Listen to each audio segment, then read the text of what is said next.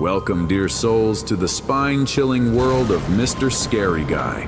Before we dive into today's tales of terror, I need you to do a few things to help our haunted family grow. Smash that like button, leave a comment with your darkest fears, and hit that subscribe button to join our ever-growing legion of the damned. And a little friendly advice.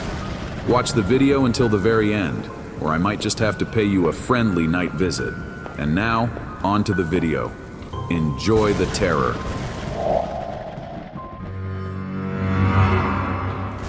Tonight, I'm excited to share with you 3 chilling stories about the infamous Ouija board. Let's be honest, who among us wasn't at least tempted to dabble with that mysterious game during our childhood? I reached out to our amazing subscribers for their own spine-tingling experiences, and they didn't disappoint. The first story, I'll admit, has a bit of my own scary touch added to it, but the last 2 are almost exactly as I received them. I can't wait to hear what you think about these eerie tales. So, without further ado, let's dive into the darkness and uncover the secrets of the Ouija board. I want to tell you about an experience that has haunted me for over 2 decades. My name is David, and I'm in my early 30s now. But this story takes me back to when I was 13. It's an event that altered the course of my life, and to this day, I struggle to separate the memories from nightmares. It was the summer of 1998, in a small suburban town where nothing ever seemed to happen. The days were long and lazy, and we kids spent our time trying to invent new ways to entertain ourselves. My best friends, Chris and John, and I often found ourselves in the attic of Chris's house, exploring old boxes filled with forgotten relics from his family's past. One scorching afternoon, we stumbled upon an old, dusty Ouija board. The box was tattered, the planchette inside seemed ancient, and there was an eerie feeling about the whole thing. John, always the daring one, suggested we try it out. "It's just a game," he said, laughing off the look of unease on my face. Chris's parents were away for the weekend, and his older sister was out with friends, so we had the house to ourselves. We set up the Ouija board in the attic, the dim light filtering through the small, dusty window, creating long shadows that danced across the room. At first it was just a laugh. We asked silly questions like, will we get girlfriends this year? And who will be the first to kiss a girl? The planchette moved, but we all accused each other of pushing it. Then, John asked a question that changed everything. "Is there a spirit here with us?" The planchette began to move slowly, spelling out YES. We laughed nervously, but there was a palpable tension in the air. Chris suggested we ask for a name, and the board spelled out Maria. None of us knew a Maria, but we pressed on, asking how she died. The planchette moved with a speed and force that shocked us, spelling out MURDER. Murder. Our laughter died, replaced by a heavy silence. John, trying to keep the mood light, asked, "Who murdered you?" The board spelled out DAVID. My blood ran cold. "This isn't funny, John," I snapped, convinced he was messing with me. He swore he wasn't. I decided I'd had enough and stood up to leave, but Chris grabbed my arm. "Just one more question," he pleaded, his eyes wide with a mix of fear and curiosity. "What do you want from us?" The planchette moved, almost violently, to spell LEAVE. Leave. We didn't need to be told twice. We hurriedly put the board away and left the attic, trying to shake off the feeling of dread that had settled over us. That night, I barely slept, tossing and turning with thoughts of Maria and the ominous warning. The next morning, Chris called me, his voice trembling. "You need to come over. Now." I rushed to his house, my heart pounding. When I got there, he led me to the attic. The Ouija board was back out, the planchette in the center, as if we had never put it away. "I swear we put it back," Chris whispered, his face pale. Over the next few days, strange things started happening.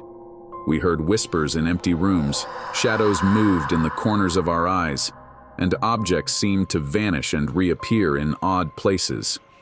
I started having vivid nightmares about a woman in a tattered dress, her face a mask of sorrow and rage. One night, I woke up to find the Ouija board at the foot of my bed. My parents swore they didn't put it there, and my friends insisted they hadn't been in my house. I decided to destroy it, hoping that would end whatever was happening. I took it to the backyard, doused it in lighter fluid, and set it ablaze. The flames roared, consuming the board, but the planchette remained untouched, lying in the ashes. That was when the haunting escalated. I began seeing Maria in the house, her ghostly figure appearing at the end of dark hallways or reflected in mirrors. She whispered my name at night, a mournful wail that chilled me to the bone. My parents, worried about my deteriorating state, took me to a therapist, but no one believed my story. Chris and John weren't spared either. Chris started having severe anxiety attacks, and John's behavior became erratic, as if something was slowly driving him mad. We all knew it was because of the Ouija board, but we were too afraid to talk about it. One night, I couldn't take it anymore. I decided to confront Maria. I sat in my room, the lights off, and whispered, Maria, what do you want from me? Her ghostly figure appeared closer than ever before. Her voice was a whisper in my ear. Justice. I researched the history of Chris's house and discovered that a woman named Maria had lived there decades ago. She was murdered by her husband, David. The realization hit me like a ton of bricks. My namesake had committed a heinous crime, and now I was paying the price. I found an old newspaper article that detailed the crime. Maria's husband had been a cruel man, and one night, in a fit of rage, he had killed her and buried her body in the backyard. Her spirit had been restless, seeking justice, and we had unwittingly awakened her with a Ouija board. I knew what I had to do. I went to Chris's house, digging in the backyard until I found Maria's remains. We called the police, and her body was finally given a proper burial. The haunting stopped, but the experience left a permanent scar on our lives. Chris, John, and I drifted apart after that. The shared trauma was too much to bear, and we could never look at each other without being reminded of that fateful summer. To this day, I avoid anything to do with the supernatural. The memories are too painful, the fear too real. So, if you ever come across a Ouija board, take my advice. Leave it alone. Some doors, once opened, can never be closed. And some spirits, once awakened, will never let you go. When I was 15, I found an old Ouija board in our attic. My mom mentioned it was from her college days, and that she hadn't used it in years. The box was dusty and the edges were frayed, but it intrigued me. I decided to invite my friends over to try it out one night when my parents were out of town. I texted my friends Alex and Taylor, who were both up for a little supernatural adventure. On Friday night, Alex and Taylor arrived around 9 p.m. We set up the Ouija board in the living room, turning off all the lights and using a single candle for illumination. The dim light created eerie shadows on the walls, setting the perfect spooky atmosphere. My younger sister Emma was curious and joined us, making it a group of 4. We sat in a circle around the board, placing our fingers lightly on the planchette. We started with simple questions. Is anyone there? I asked. To my surprise, the planchette moved to yes. We exchanged nervous glances, each of us silently accusing the others of moving it. Alex asked, What's your name? The planchette spelled out, Lucas. The air in the room felt heavy, and the candle flickered. Taylor, with a shaky voice, asked, How did you die? The planchette moved to spell fire. The atmosphere grew tense. We were both scared and fascinated. Emma asked, Are you alone?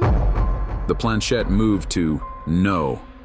Suddenly, the candle went out, plunging us into darkness. We all screamed, and I scrambled to turn on a flashlight. When the light came back, the planchette was at goodbye. We were too spooked to continue. I put the Ouija board back in the box and left it in the corner of the living room. We decided to watch a movie to calm our nerves, but the sense of unease lingered. When my friends left and Emma went to bed, I felt a strange reluctance to be alone in the dark. As I lay in bed, I heard soft whispers coming from the living room. I got up and tiptoed to the doorway. The whispers were clearer now, saying, "Lucas, fire." Over and over. "Lucas, My heart pounded in my chest.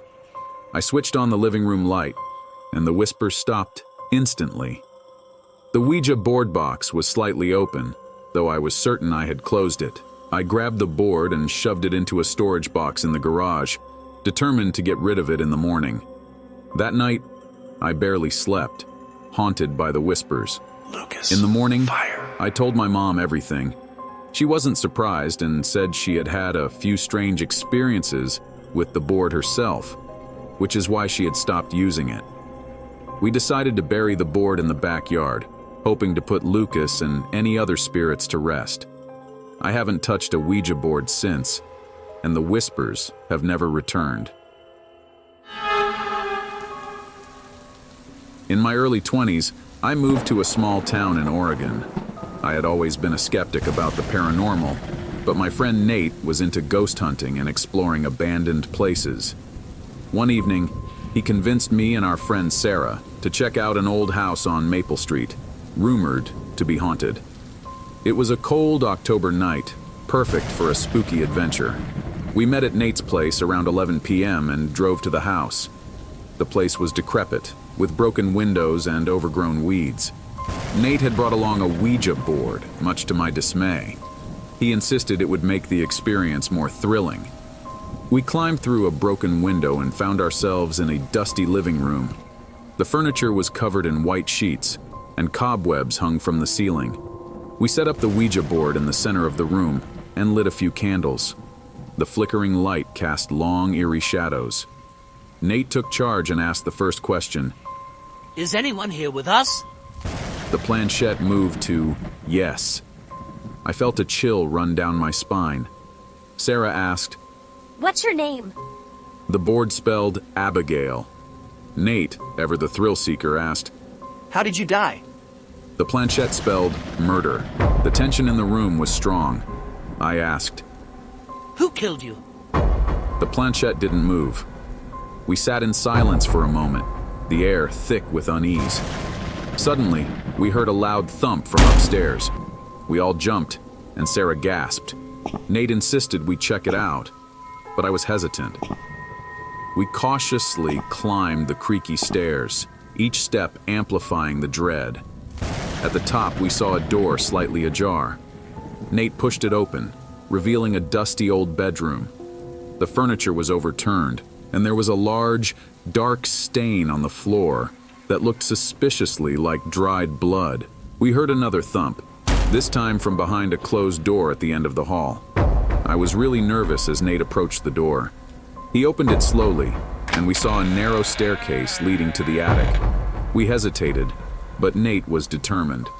We followed him up the stairs, the narrow space making it feel like the walls were closing in on us. In the attic, we found old trunks and boxes covered in dust. Suddenly, the door slammed shut behind us, and the temperature dropped dramatically. We heard whispers, but really too faint to make out the words. Sarah clutched my arm, and I could feel her trembling. Nate, trying to be brave, asked aloud, Abigail, are you here? The whispers grew louder, and we could now understand them. "Leave. Now." We didn't need any more encouragement. We bolted down the stairs and out of the house, not stopping until we were safely outside. As we caught our breath, we noticed the Ouija board was still in the living room, the planchette at goodbye. Nate retrieved it, and we decided to never speak of the night again. We later learned that the house had belonged to a family in the early 1900s. Abigail was the daughter who had been murdered by an intruder. Her spirit was said to haunt the place, seeking justice. I haven't been on any ghost hunts since that night. The experience left me shaken and, While I still don't fully believe in the paranormal, I'm not as skeptical as I used to be. Some things are better left unexplored. That's all for tonight's bone-chilling story. Leave a comment with your thoughts, and if you've got a scarier tale, send it in. And don't forget to check under your bed. This is Mr. Scary Guy saying, good night and beware.